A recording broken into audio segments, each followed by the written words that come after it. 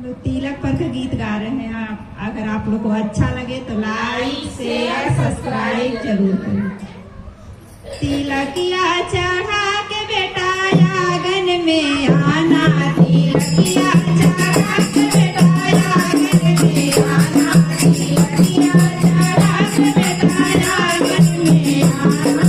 दादा या दादी का पैर छू लेना, दादा या दादी का पैर छू लेना, दोनों का आशीर्वाद लेके घर में आना, दोनों का आशीर्वाद लेके घर में आना।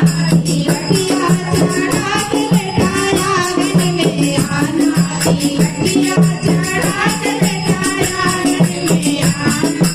पापा या मम्मी का पैर छू लेना, पापा या मम्मी का पैर छू लेना, दोनों का आशीर्वाद लेके घर में आना, दोनों का आशीर्वाद लेके घर में आना। तिलकिया चढ़ा के बेटा आंगन में आना, तिलकिया चढ़ा के बेटा आंगन में आना।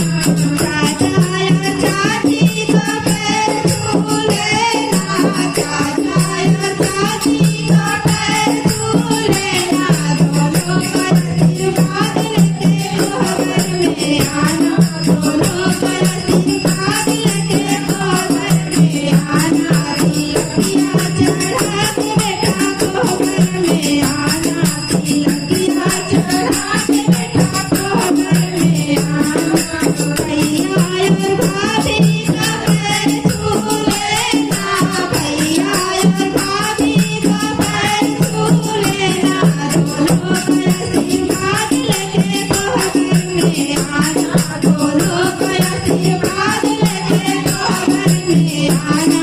तिलकिया चढ़ा के बेटा आंगन में आना, तिलकिया चढ़ा के बेटा आंगन में आना।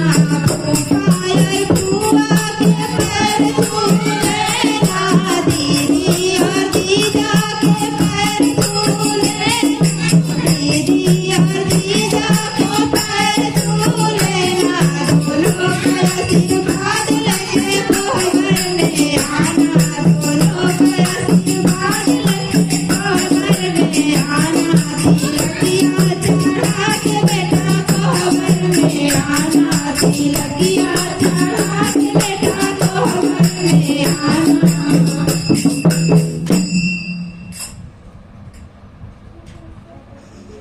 ओए